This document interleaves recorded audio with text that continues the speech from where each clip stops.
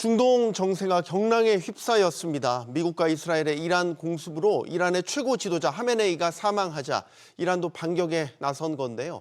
사태가 자칫 장기화할 경우에는 대외 변수에 민감한 우리 실물 경제, 금융시장에도 큰 충격이 우려되고 있습니다. 그러면 급박하게 전개되고 있는 이란 사태 차분하게 짚어보도록 하겠습니다.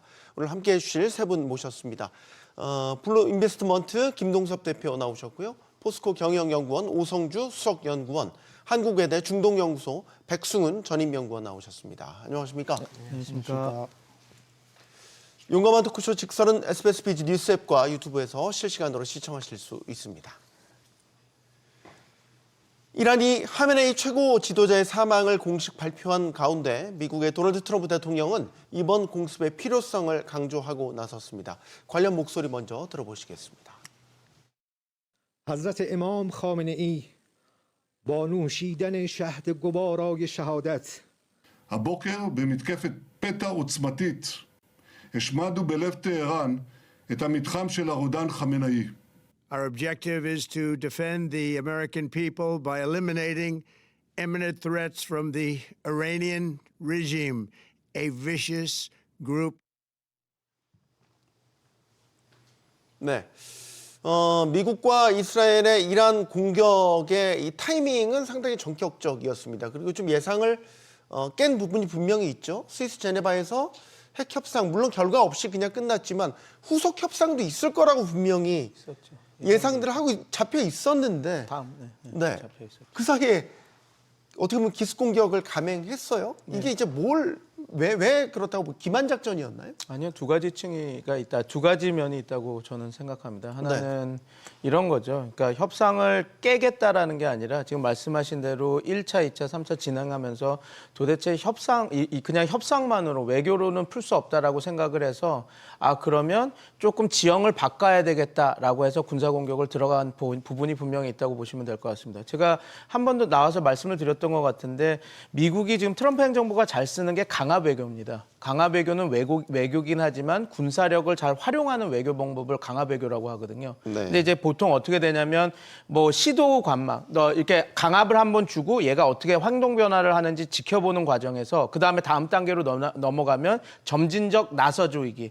강압을 올려갑니다. 그러다가 강압을 올려가도 얘가 행동 변화가 없으면 암묵적 최후 통첩을 합니다. 이렇게 되면 너 크게 당하는데? 라고 하고 계속 강압을 올려가고 그 다음 단계는 그 완전 최후 통첩, 날짜를 아예 박습니다. 언제까지 안 하면 너네들은 공격을 당한다. 근데 지금 트럼프 행정부가 늘 이란과 지금 했던 과정은 점진적 나사조이기와 암묵적 최후 통첩 그 사이에서 벌어진 일입니다. 그래서 계속해서 이란을 압박하면서 나 너 결과물이 좋지 않다. 이렇게 하면 공격을 당할 텐데 우리 공격도 협상 테이블에 있다라고 하고 있다가 1차, 2차, 그리고 3차 제네바 협약에서도 핵 협상이 별로 진전을 보이지 않자 외교적으로만으로는 풀 수 없다 생각하니까 군사적 공격을 감행해서 이란이 쓸 수 있는 바게닝 칩, 협상력을 아예 떨어뜨리는 겁니다. 그렇게 하면 너가 쓸 수 있는 카드가 없는데 이 안을 그냥 받아 이렇게 하고 협상력을 높일 수 있는 부분이 있거든요. 그래서 그 부분이 하나의 축이고 다음 축은 그겁니다. 이게 요번에 에픽 퓨리라고 대경로 작전이라고 이렇게 이야기를 하지만 일부 호사가들은 이건 오퍼레이션 앱스타인, 그러니까 작전명 앱스타인이라고 놀리거든요. 그러니까 앱스타인 문제 때문에 덮기 위한 그런 거거든요. 그래서 지금 트럼프 대통령이 워낙 지지율이 안 좋고 그래서 텍사스 선거에서도 졌고 그다음에 그 미네소타에서의 그 민간인 사살 아이스의 실책이죠. 그다음에 그 다양한 언론에서 그다음에 앱스타인 파일이 이제 공개가 되면서 이제 그 트럼프 대통령과 그 내각에 대해서 지금 앱스타인과 가까운 관계였다 이렇게 나오면서 워싱턴 정가에서 중간 선거 트럼프 힘들다라고 하고 얘기가 나와 있는 그 미묘한 시점에 그리고 이 말씀드린 그 강압 외교 측면의 그 시점에 이번 공격이 들어갔다 이렇게 보시면 조금 입체적으로 지금 상황을 이해하실 수 있을 것 같습니다. 오성경 의원님께서는 타이밍상 어떻다고 보십니까? 저는 이제 미국 쪽 관점에서 좀 생각을 해보면 우리가 종종 부자들에게 가장 중요한 것이 뭐냐라고 할 때 시간을 얘기하잖아요. 근데 트럼프 행정부에게도 지금 가장 중요한 것이 시간으로 보입니다. 그러니까 선거도 말씀하셨지만 11월 중간 선거를 앞두고 미국이 지금 펜딩되어 있는 이슈들이 굉장히 많거든요. 대내외적으로 지난번 관세도 지금 위법 판결이 났고 금리도 인하되고 경기 부양도 해야 되고 또 어떻게 될지 모르는 환율도 뭐 있을지 모르는데 지금 그 트럼프 행정부가 얼마나 이 지금 인내심이 바닥나인지를 보여주는 사건이라고 생각합니다. 그리고 또 하나 제가 이번 이 과정에서 지켜봤던 게 그 제네바 협상 대표 특사로서 그 제러드 쿠슈너 그 트럼프 대통령의 사위가 들어가 있었잖아요. 네. 이분이 사실은 핵 전문가도 아니고 협상 전문가도 아닌데 여기 왜 있지 않은 많은 의문들이 있었는데 이번 공습을 보고 트럼프 대통령이 자신이 가장 믿을 수 있는 측근한테 확인하고 싶었던 게 무엇이었는지를 어떤 보면 큰 맥락에서 보여준다고 합니다. 이란이 실제로 탄도미사일 개발을 중단할 의사가 없구나. 그러면 트럼프 정부가 이 시간이 촉박한 정부가 남은 거는 지루한 핵협상에 끌려가기보다는 바로 이란과의 어떤 기습 공격을 통해서라도 이 국면을 전환해야겠다 이런 판단을 했을 것으로 보입니다. 그다음에 이제 기습 공격을 왜 택했냐라고 놓고 보면 사실은 어떤 하메네이 수뇌부를 제거해야겠다라고 판단했다고 하면 기습 공격만큼 좋은 게 없죠. 전략 자산들을 모으는 시간도 사실은 필요하기 때문에 어떻게 보면 협상을 미국도 계속 이어갔던 그런 측면도 있는 것 같고요. 그리고 시간대도 아주 치밀하게 계산했다고 나오지 않습니까? 네. 모든 이슬람 사회가 시작되는 토요일 오전에 그 모두 모여 있는 자리를 타격했다는 것으로 그렇게 보입니다. 그다음에 또 하나 저는 이제 말씀드리고 싶은 게 이제 작년에 경제난으로 촉발된 어떤 그런 반정부 시위 같은 것들이 네. 만약에 이란의 레짐 체인지를 원한다고 하면 지금보다 더 좋은 타이밍은 없다 이런 판단도 한 것이고요. 이건 이제 이스라엘의 요구일 수도 있는데 이스라엘이 이제 아까 트럼프 대통령 영상에서 보면 이제 위협을 얘기하지만 이게 사실 미국까지 날라올 위협은 아닌 걸로 보이거든요. 그래서 이런 것들을 봤을 때는 이스라엘과의 어떤 공조 그리고 이스라엘의 어떤 그런 협조에도 응한 것이 아닌가 그런 어떤 복수의 목적이 있다고 판단이 됩니다. 알겠습니다. 자, 주말 사이에 벌어진 이란 사태에 일단 금융시장은 뭐 1차적인 충격이 불가피한 모습이었습니다. 발발 이후에 일시적으로 보면 위험 자산들이 다 충격을 받은 모습이었죠, 대표님. 약간 충격을 받았었는데요. 미국 같은 경우에는 이제 장 초반에 약간 하락하다가 나중에는 나스닥이 상승해서 끝났거든요. 그러니까 미국 시장에서는 이제 이게 시장이 참 오묘합니다. 처음에 이제 어떤 분위기가 형성될 때는 그게 계속 영향을 주면서 시장을 흔들어요. 근데 막상 딱 터지면 시장에서 뭐냐면 불확실성 제거 뭐 이런 식으로 또 해석을 해요. 전쟁이 또 진행이 될지도 모르는데.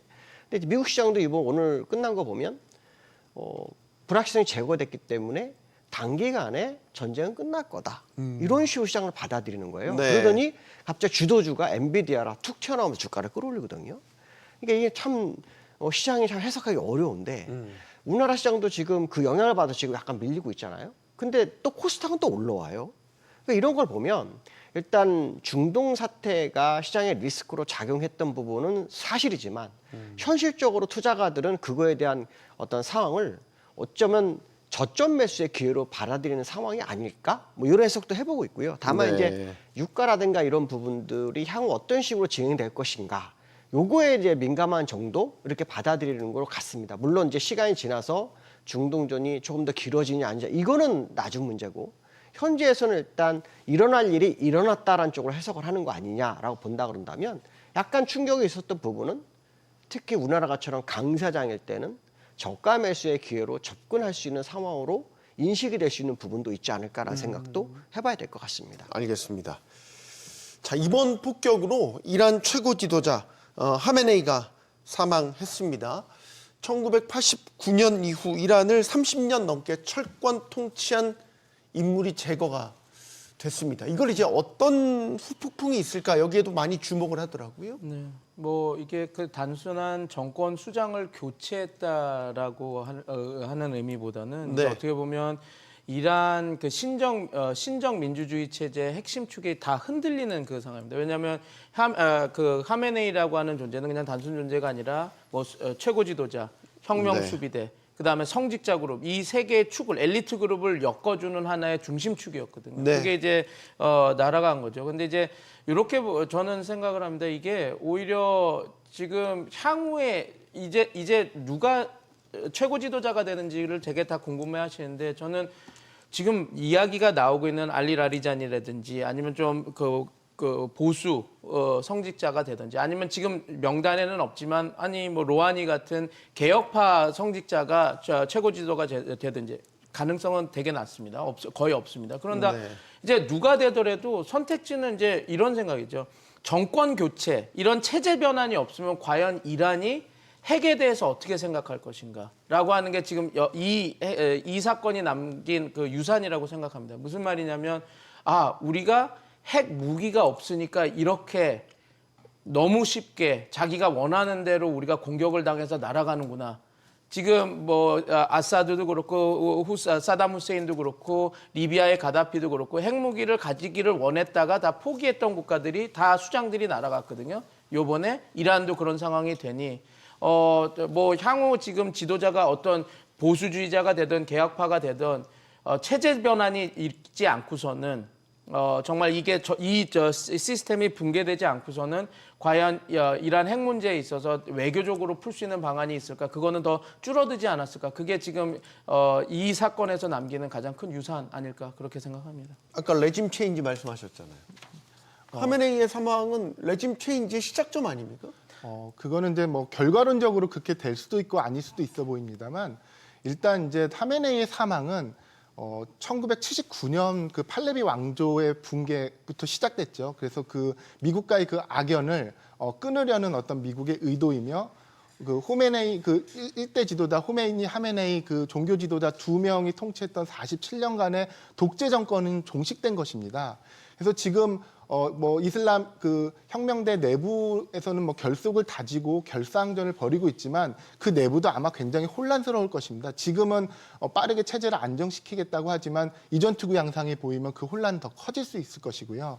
그리고 이제 중동 질서로 봤을 때는 이제 트럼프 대통령이 이제 과거에 그 베네수엘라 마두로 대통령 추출 작전하고는 좀 다른 양상을 보이는데 이란 내 대안 세력이 지금 보이지 않죠. 이 문제를 어떻게 풀 것인지에 대한 구체적인 어떤 계획도 없어 보이는 상황에서 향후 이란 내부의 어떤 민심이라든가 이런 게 어떤 식으로 결집될 거냐에 따라서 이게 이제 기존의 친이란 세력 그대로 결집이 되느냐 아니면 이제 미국과 서방의 우호적인 세력이 결집돼서 이른바 아랍의 봄 같은 그런 민주화가 오느냐 여부에 따라서 이제 크게 변할 것인데 트럼프 대통령이 종종 협상을 진행할 때 그 협상 자체를 갬블링이라고 많은 표현을 합니다. 그래서 과거에 그 젤렌스키 대통령을 백악관으로 불렀을 때 이제 과도한 걸 요구하니까 당신은 지금 지고 있는 패도 없으면서 갬블링을 하려 하고 있다. 3차 대전을 두고 갬블링을 하려고 있다. 하는데 이번 판은 트럼프 대통령이 본인이 이 갬블링, 베팅을 한 것으로 보입니다. 그래서 이 결과는 향후 중동을 넘어서 만약에 그 국제 질서 큰 틀에까지 영향을 미친다고 하면 미국도 그 어떤 피해나 이런 것들을 감수해야 될 만큼 하이 리스크, 하이 리워드 어떤 그런 상황에 지금 직면하고 있는 것으로 보입니다. 지금 이 외신을 통해서 저희가 이제 접하는 이란 내에 그러니까 하메네이 지도자가 사망 이후에 이란 국민들의 어떤 그 여론이 어떤가 좀 나눠져 있다고 얘기를 들었어요. 그러니까 기존의 반정부 시위가 굉장히 격화됐었지 않습니까? 그런 상황을 보면 사실 하메네이라는 독재자가 사망한 거는 그들에겐 되게 환영할 만한 일인데 정작 사망 이후에는 또 다른 양상도 펼쳐지고 있다. 이게 어떻게 받아들여야 되는 거예요? 많이 경험을 했죠. 무바라크가 축출됐을 때, 사담 후세인이 축출됐을 때, 네. 가다피가 축출됐을 때 다 독재자들이 날아갔다고 기뻐했지만 결국은 정치는 안정성입니다. 그러니까 그걸 다 습득을 한 거죠. 나쁜 리더라도 오더, 질서가 있는 것이 무질서한 것보다 자기의 먹고 사니즘은 훨씬 좋다. 경제가 더 안정된다. 그걸 다 알고 있고 지금 이런 식으로 외부에서 내부에 어떤 수권 세력이 있어서 그들이 움직여서 정권 교체가 제대로 된 것이 일어난다면 그 충격이 조금 완화될 수 있지만 이런 식으로 외부 충격에 의해서 준비가 돼 있지도 않고 수권 능력이 전혀 없는 세력이 그냥 자리를 잡는다면 얼마나 문제가 심각해진다라는 걸 다 알고 있기 때문에 처음에 카메네이가 사망했을 때는 당연히 자기네들이 억압을 당했던 그 상황이라서 그게 기뻐했을지 모르지만 이제 실제로 다가오니 그러면 우리가 누굴 믿고 살아야 되나라고 하는 생각이 있을 때 지금 두려움이 나오니까 지금 양가 감정이 지금 나타나고 있는 것이죠. 그래서 지금 아까 전에 질문해 주신데 정권 교체가 되는 거 아닙니까? 그럼 저는 우리가 용어를 좀 확실히 해야 될 필요가 있습니다. 그러면 카메네이가 죽고 그러면 카메네이의 둘째 아들이 만약에 수프림 리더가 된다면 그건 정권 교체라고 할 수 있을까요? 그냥 아닐 카메네이가 것 같은데요? 그렇죠. 네. 정권 연장일 것 정권 같은데요? 연장이죠. 그러니까 정권 교체라고 하는 것이 쉬운 문제가 아닙니다. 그리고 똑같이 지금의 벨리알 파기 시스템, 그러니까 신정 민주주의 체제에서 성직자들이 통치하는 시대에서 성직자만 바뀌었다고 해서 큰 변화가 있을 수는 없거든요. 네. 그러면 진정한 의미에서 이게 헌법이 개정되고 그 신정 민주체가 무너지고 세속적인 정부, 우리가 지금 말하는 민주주의가 제대로 들어오고 민주주의 그 후보가 혁명 수비대의 후보가 아닌 다른 후보가 들어와서 죄송합니다. 그 체제가 잘 운용이 될 때 진정한 의미의 체제 교체거든요.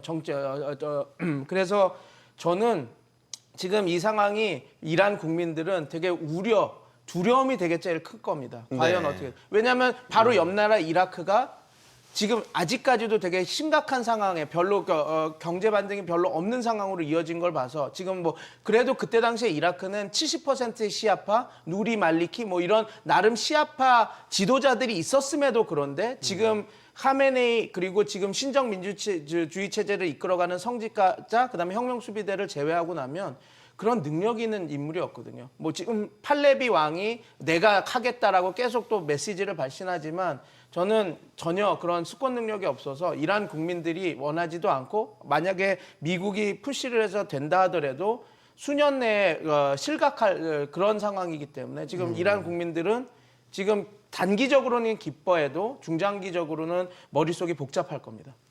자, 경제적인 부분을 다음 또 짚어보겠습니다. 자, 이란의 지정학적 리스크가 터질 때마다 우리가 늘 우려하는 게 호르무즈 해협에 대한 부분이죠. 실제 지금 봉쇄를 했다고 소식이 전해지고 있습니다. 지나가는 선박들을 다 불태우겠다 이렇게 엄포를 하고 있는 것으로 이란 혁명 수비대가 이거는 아예 봉쇄라고 봐야 되는 건지 아니면 제한적인 통용이라고 봐야 되는 건지 현재 상황이 어떻습니까?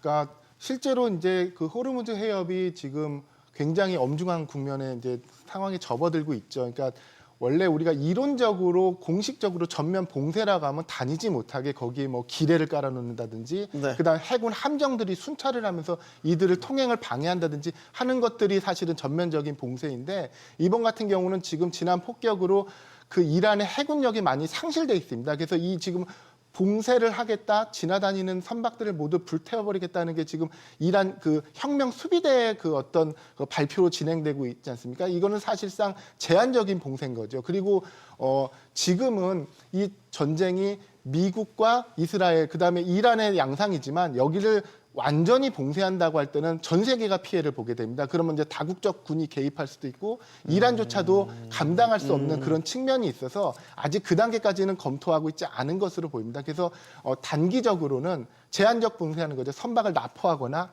지금처럼 불을 태워버린다고 하거나 이런 식으로 아니면 여기를 막겠다고 계속 위협을 해서 실제로는 선박을 못 다니게 함으로써 네. 미국을 초조하게 만드는 그런 전략으로 보입니다. 미국이 초조합니까? 호르무즈 해협을 만약에 전면 봉쇄한다면? 미국은 초조할 일은 별로 크지는 않지만 그 동맹국들이 타격을 받기 때문에 미국도 고려해야 될 그 사항은 확실히 맞죠. 당장 우리나라나 아시아 국가들 다 타격받죠. 제가 초조하다고 말하는 거는 네. 이제 그 루트 경로 파급 영향을 보면 그 국제 유가가 지금 오르지 않습니까? 트럼프 행정부는 올해부터는 사실은 본격적인 경기 부양으로 이른바 베이비 드릴 베이비라고 하는 원유를 증산해서 가격을 유가를 안정시키면서 경기 부양을 하면서 인플레이션을 완화해야 되는데 국제 유가가 뛰어버리면 벌써 오늘 서부 텍사스산 WTI는 원유 $70 넘었죠? 이미 넘어버렸기 때문에 미국이 그런 어떤 시간을 특히나 선거를 염두한다고 하면 견디기도 만만치 않아 보입니다. 그러면은 트럼프 행정부는 사실 이 상황을 원치는 않을 텐데 유가가 오르는 거를. 그리고 이란한테는 호르무즈 해협 봉쇄가 아주 강력한 무기가 되는 거고. 네. 근데 지금 말씀해 주신 대로 지금 요거는 있습니다. 지금 이란이 직접 그거를 나서진 않은데 경고를 함으로써 지금 선박들이 자기네들이 취소하는 거거든요. 지금 네. 납포가 되고 이렇게 완전히 막히거나 그 이란 이라크 전쟁이 발발했을 때 기뢰를 다 깔아서 뭐 미군 함정이 반파되고 그런 수준에 하진 않았습니다. 왜냐하면 네. 지금 말씀해 주신 대로 그게 되게 2003년 이후에 미국이 최대 공군 해군 병력 보낸 지금 상황입니다. 그래서 어떻게 보면 이란이 그런 식으로 기뢰를 설치하거나 그런 납포를 한다라고 하는 것은 사자의 입에 자기 머리를 들이대는 형국이 되는 거거든요. 지금 그래서 완전히 봉쇄를 하고 기뢰를 설치한 것은 아니고 경고 방송을 계속하고 공격을 하겠다라는 의지를 보여줌으로써, 왜냐하면 그 기업 입장에서는 그렇다고 하니 그런 불확실성 때문에 본인들이 알아서 그 취소를 하는 거기 때문에, 그래서 실제적으로 그런 그 소위 말해서 호르무즈 해협을 봉쇄하지는 않았지만 호르무즈 해협을 봉쇄하는 것 같은 효과를 지금 누리고 있는 상황입니다. 그래서 진짜로 정말 말 그대로 이란 해군이 진입해서 막는다든지 기뢰를 설치하든지 납포를 한다고 한다면 아마 이란 해군은 또 다른 크게 미국의 공격을 받을 수 있기 때문에 지금 그런 완전히 군을 이용해서 막은 그런 상황은 아니고 그런 효과가 지금 나오고 있는 상황이라고 보시면 될 것 같습니다. 이게 유가가 어디까지 오를까요? 지금 WTI 기준 70달러 정도, 그러면 한 이틀간 한 10% 가까이 올랐더라고요. 네. 근데 이제 이게 장기화되면 우리 걱정하는 유가 100달러 이상 올라가면 그때부터 이제 최악의 시나리오들이 막 등장하지 않습니까? 과거에 100달러 넘은 적 있죠. 그 바이든 시절 2022년도 2월 달인가요? 아마 그때 130불 갔었어요. 근데 그 전에 이제 트럼프가 일기를 했죠. 네. 트럼프 때는 또 마이너스 45불을 간 적이 있었어요. 그래서 이제 현물을 인수하면서 원유가 올라오는 뭐 이런 상황이 됐거든요. 근데 트럼프는 그 당시에 이제 미국의 셰일가스가 굉장히 막 부흥할 때인데도 불구하고 유가를 뚫어서 셰일가스 다 무너뜨리는 상황까지 갔었거든요. 그런데 이제 유가를 올라가는 걸 별로 좋아하지 않는 사람 중에 한 명이에요. 왜냐하면 또 이 유가가 올라가게 되면 인플레이션이 나오죠. 네. 인플레이션 나오면 연준은 또 데이터 상황으로 금리 인하를 못 해요. 그러니까 결국은 이제 이 제롬 파월의 임기가 끝나고 케빈 워시가 되기 전에 모든 걸 다 마무리하고자 하는 생각을 가질 거예요. 근데 유가가 이제 JP 모건에서는 120, 130불 얘기를 하고 있지만 저는 이제 기술적으로는 거기까지 보이지 않거든요.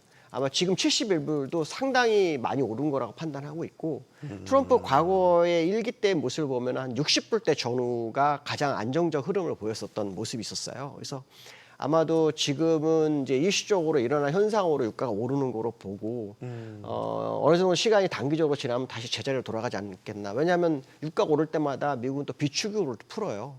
그러니까 그 비축유가 상당히 더 많거든요. 그래서 그게 풀리면 또 유가가 또 내려오거든요.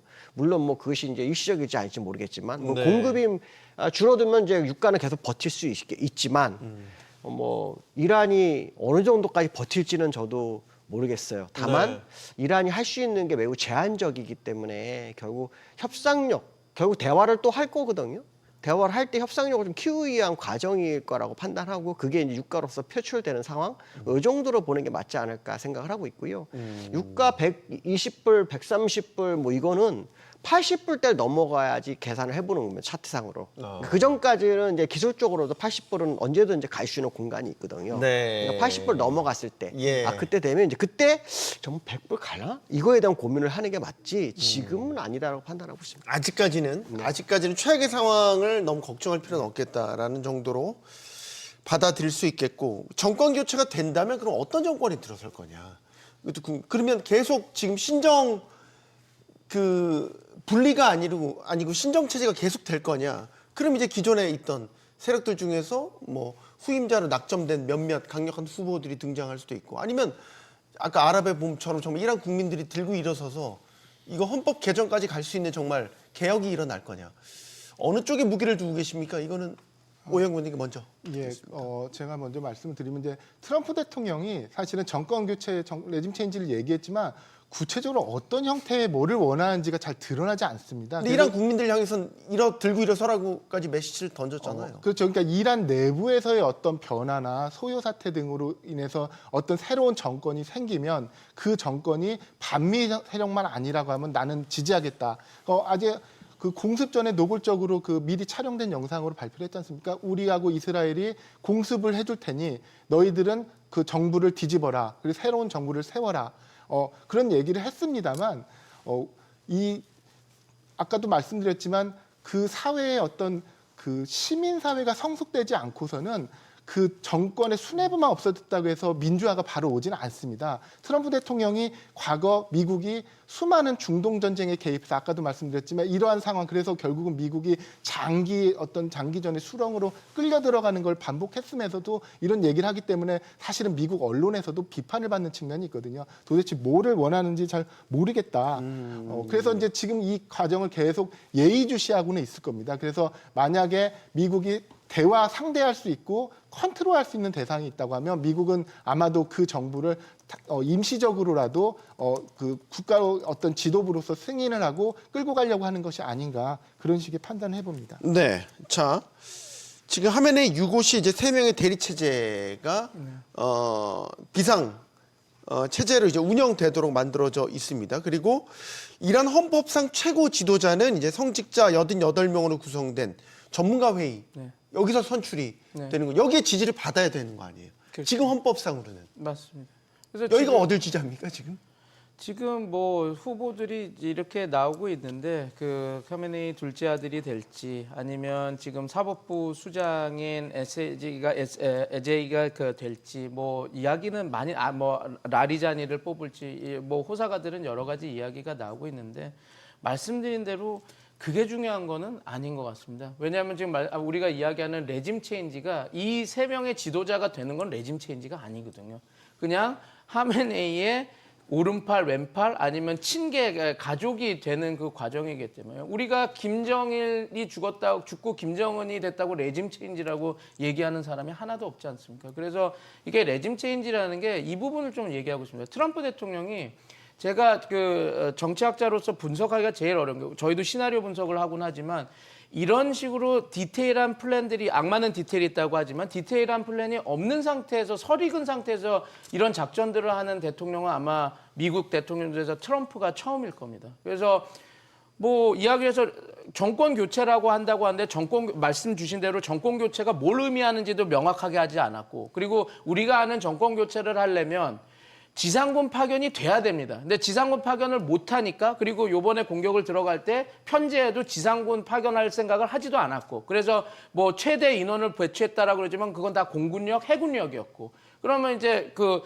본인이 자기네들이 그 지상군을 파견할 생각이 없으니까 자꾸 이란 국민들한테 일어나라, 우리가 공군하고 이걸 보좌해 줄 테니까 니네들이 일어나서 같이 해야 된다라는 얘기를 계속 전달하지 않습니까? 그게 어떻게 보면 리비아 모델이라고 볼 수 있거든요. 리비아 가다피가 무너졌을 때 리비아 내에서 시민봉기가 점점점 커지고 들불처럼 확산될 때 미국이 개입해서 노플라이 존, 항공 금지 구역을 물어서 리비아 공군이 그 시민 세력들을 압살하지 못하게 막으면서 점점 밀어붙여서 가다피를 추출해낸 거거든요. 그러니까 그거를 아마 염두에 두는 것 같습니다. 우리 미군은 들어갈 생각은 없는데 우리가 이렇게 공군력을 하고 지도부를 죽여주고 이렇게 계속 밀어붙일 테니 이란 국민들이여 일어나라, 이렇게 딱 하는 건데, 그것만 봐도 정권 교체의 생각이 아예 없었던 건 아닌 것 같습니다. 예를 들어서 이렇게 수뇌부를 때리고 이란이 갖고 있는 여러 가지 그런 전력들을 약화시키는 과정에서 지도부가 흔들리면,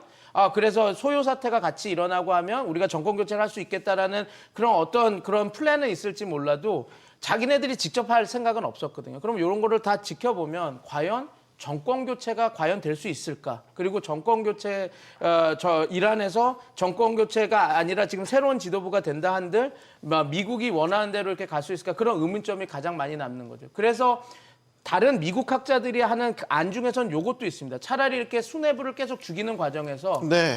혁명 수비대 일부가 우리도 이제 지도부 그리고 수권 능력이 좀 있는 세력이 오케이, 미국하고 협상을 하는 겁니다. 비밀 협상.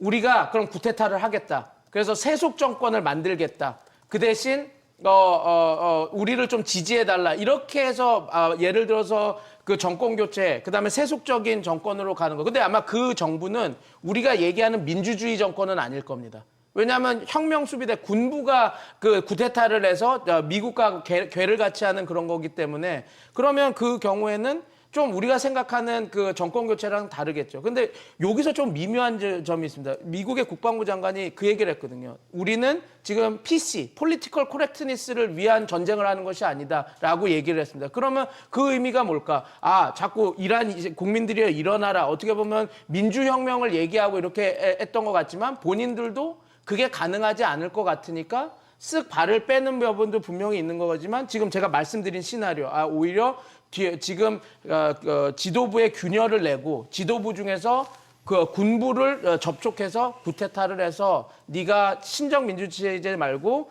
세속 정권을 만든 다음에 네가 친미 정권을 하고 우리랑 같이 갈 수 있다면 우리가 너네들 놔둘게 이런 방향으로 가는 거죠. 근데 저도 이건 하나의 시나리오 분석이라서 시나리오로 얘기하지만 이렇게 된다면 트럼프의 리더십은 상당히 그 국제 정치 사안에서 무너질 겁니다. 아, 트럼프는 결국 저런 독재자를 세우면서까지 미국 국위에 아메리카 퍼스트는 할 수 있는 리더지만 과연 저 사람이 경찰 국가로서 그 국제사회의 리더를 할 수 있을까라고 하는 그런 의문점이 있어서 저도 이건 하나의 시나리오라고 하지만 지금 그런 상황이 아니라고 한다면 이란에서 소위 말한 정권 교체는 조금 기대하기 어려운 상황이라서 이런 분석도 나오고 있다 이렇게 말씀을 드리고 싶습니다. 네. 지금 이란이 보복을 하고 있기는 한데 주변국들에 대한 타격을 하고 있잖아요. 그래서 이 주변국들도 지금 이란에 대해서 군사적 공격을 감행할 수 있단 말이에요. 이거는 지금 중동전처럼 약간 확전될 여지도 있는 거 아닙니까? 결국 과거 중동전처럼 장기전으로 가는 이제 모양새를 보이는 거죠.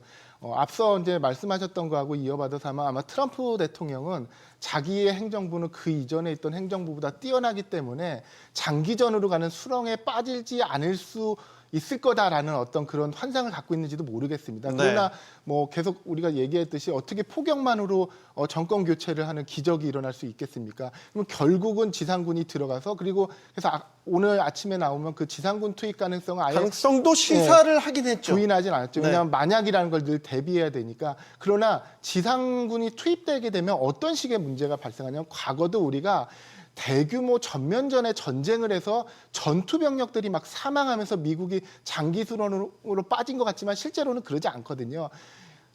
실제 전쟁의 전면전을 냈을 때는 어떤 대규모 공습으로 이미 많은 적국의 어떤 지상군들을 다 제거한 다음에 그 지상군들은 현지에 있는 주요 인사들을 체포하거나 기관을 접수하거나 치안을 담당하기 위해서 들어가기 때문에 실제로도 그 과거 전쟁도 그랬고 전투 병력이 죽은 건 아닙니다. 근데 지상군이 투입된 다음에 현지에서 일어나는 그 국지적인 테러라든지 그 프록시 세력들하고의 어떤 그런 대리적인 충돌 그러면서 거기에 주둔해 있던 많은 그 병사들이 죽으면서 그럼 또 결국 미국은 보복을 해야 되니까 이러면서 장기전의 양상을 간 거거든요. 지금도 이란이 보면 이제 지금은 단편적으로는 그 주변국에 있는 미군 기지, 미군 시설들 때리지만 결국 그러다 보면 오발도 나고 지역국에 피해가 가면 이 국가들도 또 보복 공격을 하다 보면 결국은 중동이 전체가 다 그런 어떤 장기전의 수렁에 빠지는 트럼프 대통령이 본인은 나는 이번에는 다르다 이런 생각을 할 수 있을지 모르겠지만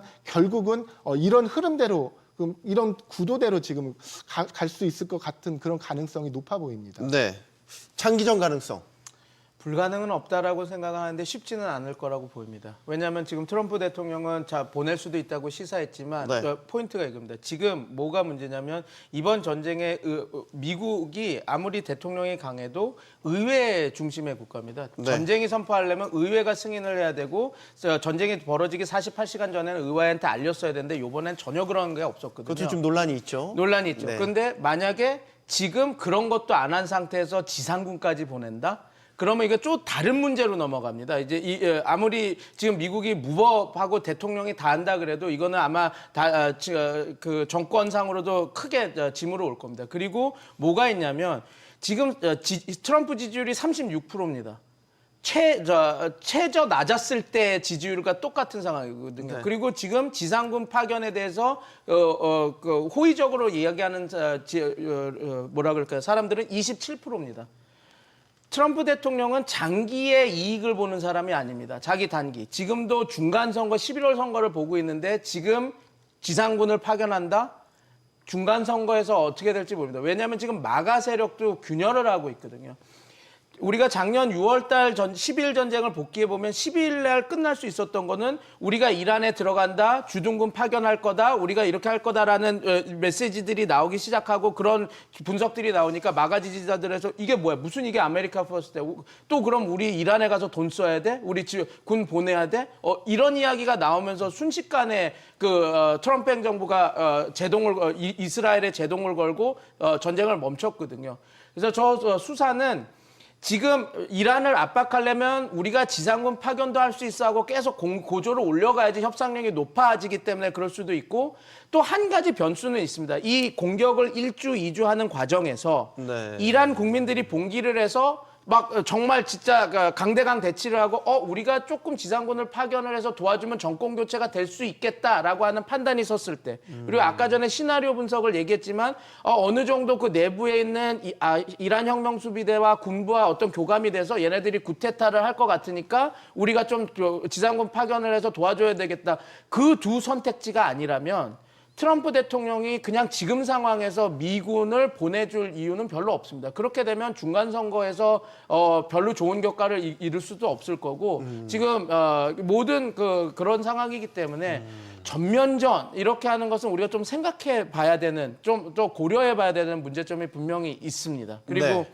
사우디 주변 국가가 지금 공격을 당해서 참전할 것처럼 보이지만 사우디, UAE 이런 국가들은 전쟁을 참여한다 하더라도 오히려 자기네들의 공군 기지를 사용할 수 있게 해주든지 네. 공중구비를 자기네들이 영공 위에서 할 수 있게 해주든지 그 정도의 식의 참여지 사우디아라비아, 카타르, UAE군이 이란한테 보내서 자기 국민들이 죽어가면서 그 전쟁에 참여한 일은 없기 때문에 네. 저희가 전면전 하지만 과거에 1차, 2차, 3차, 4차 중동전 같은 그런 확전은 조금 지금 상황에서는 가능성이 낮다. 저는 그렇게 판단하고 있습니다. 알겠습니다. 자, 자, 팩트를 하나만 네네. 추가드리면 미국이 사실은 이제 전쟁을 할 때는 의회의 승인을 받아야 되지만 실제로 의회의 사전 승인을 받고 전쟁을 시작한 경우는 거의 없습니다. 21세기 이후에는 아예 없었고요. 그리고 이제 미국이 전쟁에 개입하는 과정을 제가 아까 설명드린 건데 처음에는 지상군 투입을 안 하려고 하는데 미군 병사들이나 미군 시설이 파괴되다 보면 결국엔 어쩔 수 없이 지상군이 들어가는 겁니다. 그래서 그 긴급성을 이용하는 측면도 있고 미군이 병사들이 특히나 희생되는 과정에서 지상군 투입을 하겠다는데 의회가 반대할 수는 없거든요. 결국 이러다 보면 끌려 들어가는 형국으로 장기화된다는 말씀을 드린 겁니다. 자, 증시가 이제 전쟁이 나면 여러 이제 변화들이 있는데 그 중에 주목받는 게 이제 방산주 같은 방산유죠. 것들입니다. 간만에 이제 미장에서도 보면 방산주들이 꽤 많이 이제 주가가 오르더라고요. 방산주의 이런 수혜는 장기적으로 계속 된다고 보십니까? 사실 방산주 수혜는 벌써 장기적으로 진행이 됐어요. 과거 우크라이나 사태부터 네. 2022년도더라고요. 그것도요. 그때부터 지금까지 왔는데요. 우리가 주식시장에서 주가가 많이 오르면 템버거, 10배 정도 오면 템버거라는 표현을 쓰는데 네. 방산주가 템버거가 다 넘었어요. 예. 예, 뭐 2만 원대 된 게 뭐 25만 원, 뭐 4만 원 하는 게 66만 원, 막 100만 원 이렇게까지 다 올라왔어요. 그러니까 사실은 줄 만큼 준 상태에서 또 이게 사건이 딱 터지니까 시장에서는 이걸 더 사야 되나라는 이제 관심 포인트가 생긴 거죠. 관전 포인트가 생긴 건데 사실 그 우크라이나 사태와 지금 사태가 좀 많이 달라요. 물론 이제 이 이란 사태가 장기화가 돼서 주변 국가에도 문제, 위협이 될 때는 아마도 또 방산주가 올라갈 확률이 높아요. 더 많이. 물론 오늘 LIG 같은 경우에는 뭐 상한가까지 갔지만 네. 그렇지만 이전 주가의 그 고점 부분에서 약간 높은 정도 수준이거든요.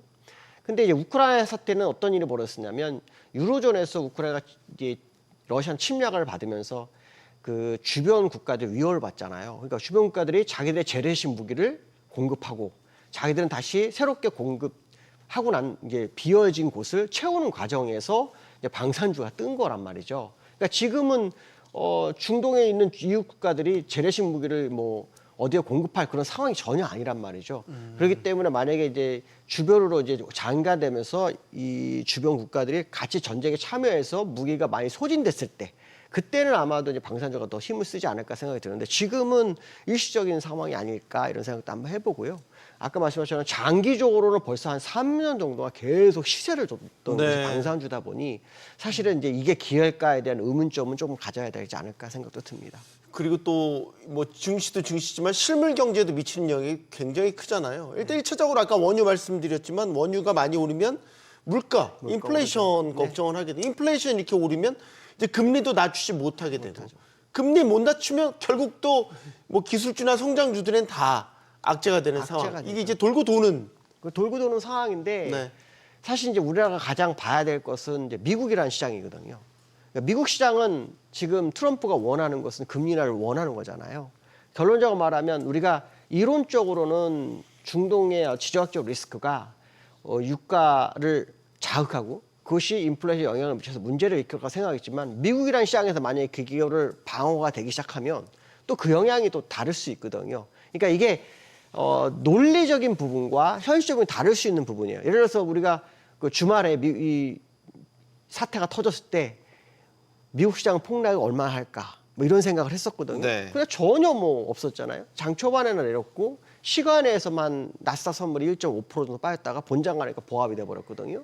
그러니까 그런 상황이라는 거죠. 그래서 우리가 이제 장기적으로 갔을 때는 그 고민이 있겠지만 그 전 현재 상황에서는 미국 시장의 흐름을 계속 지켜볼 수밖에 없고 거기에 따른 시장의 대응 정도로 보시는 게 맞지 않겠나. 물론 아까 말씀하신 정말 길어지는 상황이 되면 미국도 그걸 방어를 못해요. 근데 지금처럼 만약에 우리가 예상대로 단기적으로 끝나는 상황이라면 이 시장도 그 단기적인 흐름으로 끝날 확률을 열어두고 보시는 게 좋겠다 말씀드리고 싶습니다. 오성정 의원님, 그 러시아 우크라이나 전쟁 초반에 공급망이 다 무너졌잖아요. 그래서 천연가스라든지 곡물이라든지 비료까지 다 제대로 수급이 안 됐잖아요. 이게 이제 단일 국가의 문제가 아니라 전 세계적인 이슈로 불거졌잖아요.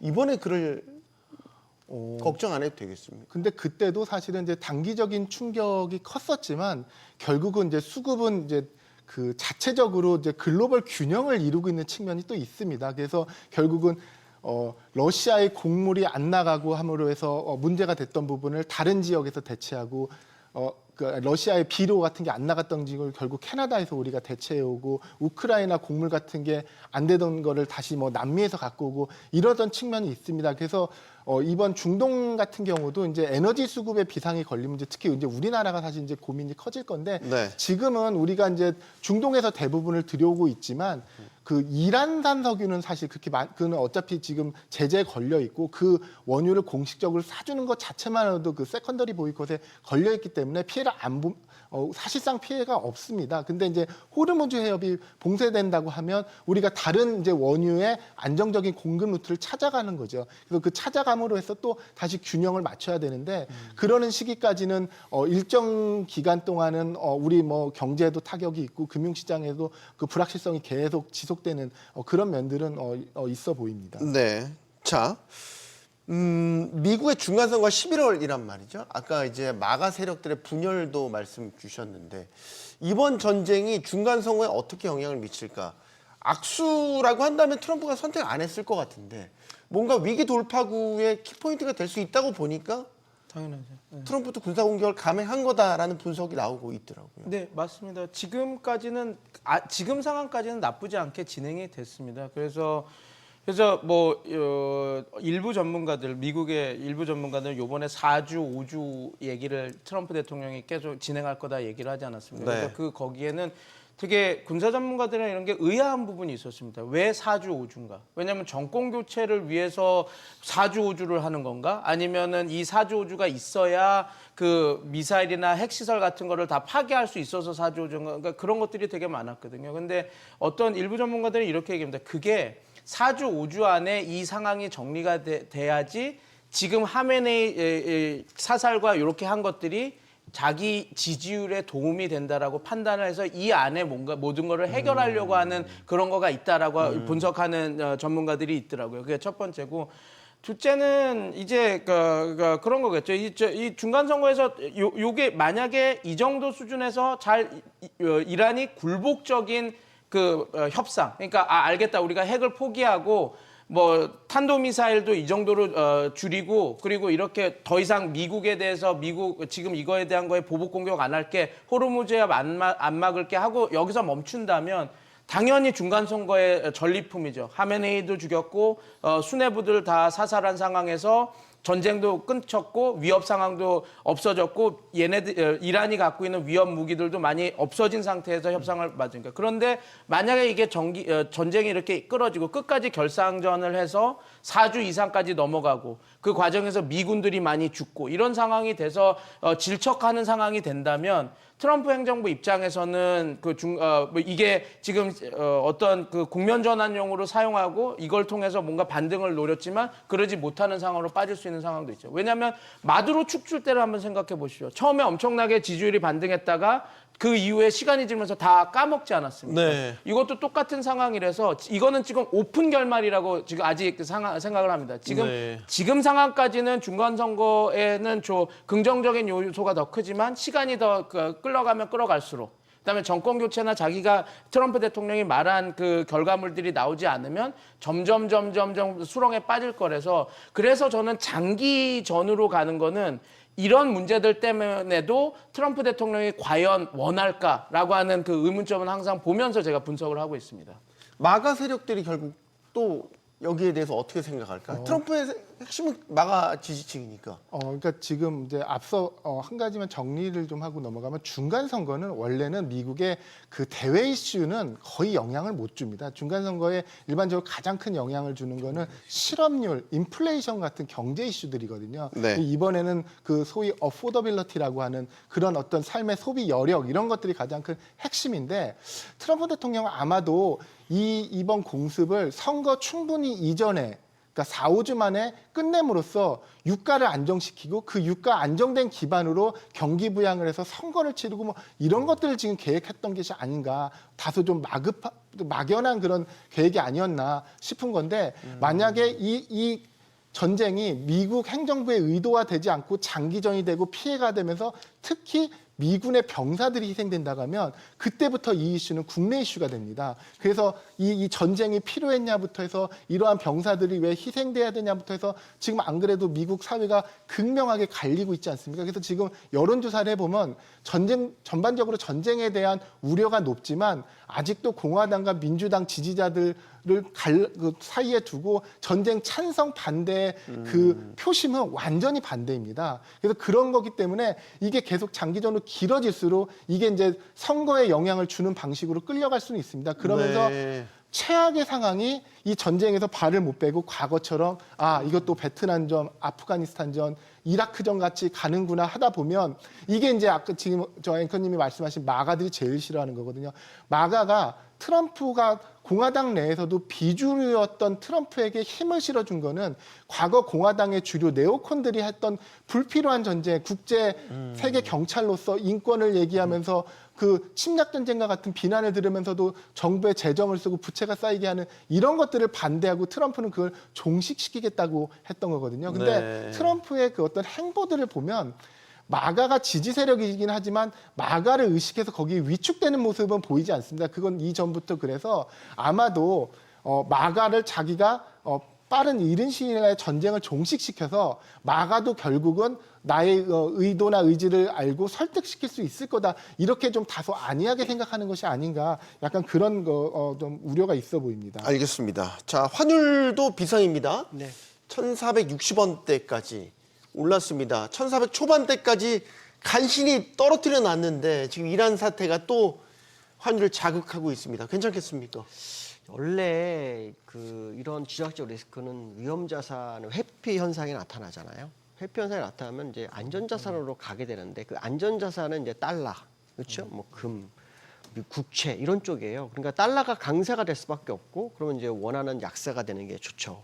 이게 약세가 되는 상황이 되죠. 네. 근데 사실은 이제 우리나라 시장에서 얼마나 주가가 엄청나게 갈 거라고 제시했던 한 증권사에서 뭐냐면 3저 현상에 대해서 언급했어요. 환율이 약세가 되면 그러면 오히려 주가는 더 많이 갈 거다. 그래서 사실 환율이 내려오는 게 의미가 있을까? 뭐 이런 생각도 들어요. 그래서 환율이 사실은 지난번 1,480원 정도까지 갔다가 거기서 2번 정도 밀어내가지고 다시 1,420원대까지 갔다가 지금 네. 다시 1,465원 올랐거든요. 사실 이제 기술적으로는 제가 지난번에 지나가면서 했었는데 월봉상으로는 정말 높은 가격까지 열려 있는 건 사실이에요. 근데 이제 거기까지 갈지 안 갈지는 저도 몰라요. 그러니까 기술적으로만. 그래서 환율이 올라가는 것이 우리 시장의 악재일 거냐라고 본다면 저는 사실 지금 현재 시장에서는 절대 악재라고 생각은 안 해요. 왜냐하면 뭐 반도체 기업에 수출을 해서 거기서 이익이 충분히 더 날 수 있는 상황이 되니까요. 이제 그런 부분을 봤을 때는 환율에 너무 민감하지 않았으면 좋겠다라고 네. 말씀드리고 싶고, 다만 그것이 이제 시장에 얼마 정도 영향을 미칠 거냐는 좀 더 지켜봐야 되는데, 그게 이제 지난번 고점 1,480원대를 넘어가야만이 그 상황을 확인할 수 있다, 이렇게 봐야 될 것 같거든요. 근데 정부도 1,480원만 되면 개입을 계속 하고 있어요. 더 안 가길 원하는 것 같아요. 네. 근데 사실 기술적으로는 예전에 말씀은 제가 굉장히 높은 가격까 얘기했는데 그게 갈지 안 갈지 저도 몰라요. 그러나 시장에서는, 일각에서는 이 환율이 약세가 되는 거 시장에 도움이 된다라는 의견도 있기 때문에 이 부분을 우리가 일단 뭐 긍정적으로 한번 해석해 보는 것도 좋지 않을까 생각도 듭니다. 알겠습니다. 백경원님, 트럼프 행정부 입장에서는 걸려 있는 문제들이 이거 하나만 있는 게 아니라 아직 러시아 우크라이나 전쟁 종식도 못 시켰어요. 네. 아직 안 됐죠. 4월에는 이제 중국 방문 예정돼 있습니다. 무역 협상이 뭐 주가 되겠지만 뭐 패권 경쟁을 하는 중국 만나게 된다. 그리고 이번 사태를 두고 이제 러시아도 그리고 중국도 그리고 북한까지 다 비판적인 성명을 냈습니다. 견제 세력들이 더 팽팽하게 이제 기세가 오를 상황이 만들어진 건데 어떻게 보십니까?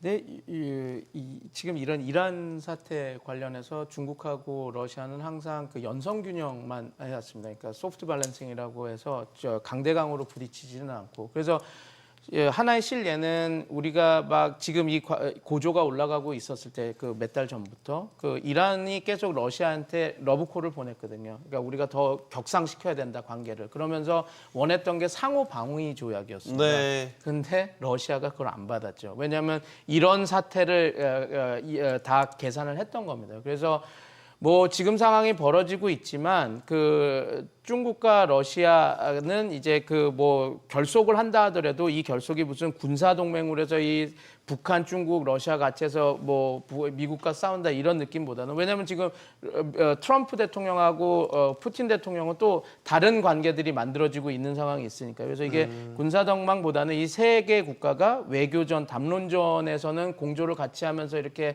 발을 맞춰 가겠지만, 이게 어떤 하나의 좀 더 현실적인 무슨 어떤 군사적인 뭔가가 돼서 미국과 좀 더 하드 밸런싱 그런 쪽으로 갈 거라고 보는 전문가들은 좀 적습니다. 그러나 물론 이런 상황들이 계속 진행이 되면 뭐 이 3개국이 더 긴밀하게 공조하는 그 상황이 만들어지는 것은 뭐 명약관하겠죠. 알겠습니다.